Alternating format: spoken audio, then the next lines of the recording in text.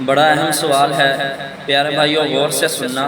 اکثر نہ تحریر کے اوپر یا دکانوں کے اوپر یا کسی جگہ پر بھی 786 لکھ دیتے ہیں، کیوں جی؟ یہ بسم اللہ کا عدد ہے، اس لیے اسے لکھتے ہیں۔ تو سن لیں، نبی کریم صلی اللہ علیہ وسلم اور صحابہ کا کبھی بھی یہ عمل نہیں رہا کہ آپ نے الفاظ کو اعداد سے بدلا ہو۔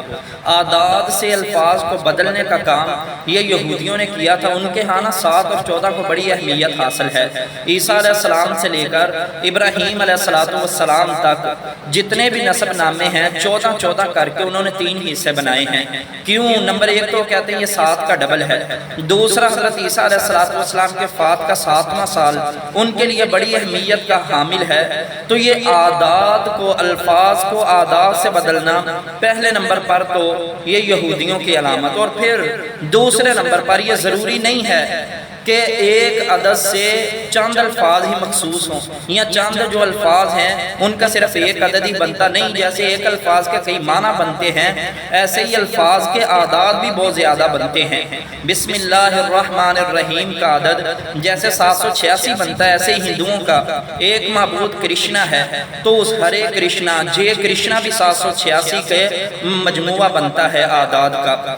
اسی طرح اگر ہم اپنے اوپر غور کریں تو ایک آدمی کا نام انور ہے، تو آپ کہتے ہیں انور صاحب کیا حال چال ہے، اور انور کا جو عدد ہے وہ 260 بنتا۔ آپ اگر اسے کہیں 260 صاحب کیا حال ہیں تو کیا وہ برا نہیں محسوس کرے گا؟ ایسے قریشی صاحب کو آپ کہہ دیں 257 صاحب کیا حال ہیں، وہ برا محسوس کر جائے۔ مولانا صاحب ہیں، قاری صاحب ہیں، تو مولانا صاحب کہنے کی بجائے اگر آپ اسے یہ کہیں کہ 247 صاحب یا 128 صاحب، یہ دونوں عدد بنتے ہیں، آپ کا کیا حال چال ہے؟ تو میرے بھائیو، اگر یہ ہم اپنے اعداد کو اپنے نام کے ساتھ لگانا کہ ہمارے نام کو بگاڑ کر کوئی اعداد کے استعمال کرے، ہمیں 228 کہے، ہمیں 260 کہے، ہمیں 257 کہے، ہم یہ پسند نہیں کرتے، تو ہم نے نعوذ باللہ اللہ رب العالمین کے نام کو اتنا ہی حقیر جان لیا ہے کہ اللہ کے نام کا عدد ہم نے لکھنا شروع کر دیا۔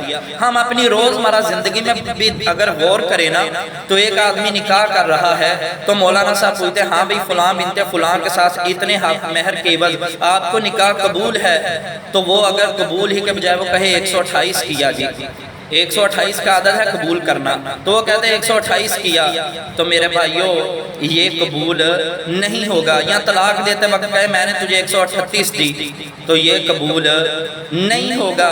لہٰذا الفاظ کے اعداد میں بدلنا یہ ہماری شریعت کا بھی حصہ نہیں ہے، ہم اپنے روزمرہ طور پر بھی اسے استعمال نہیں کرتے، اور ہماری جو ہے ہم اسے اچھا بھی نہیں سمجھتے۔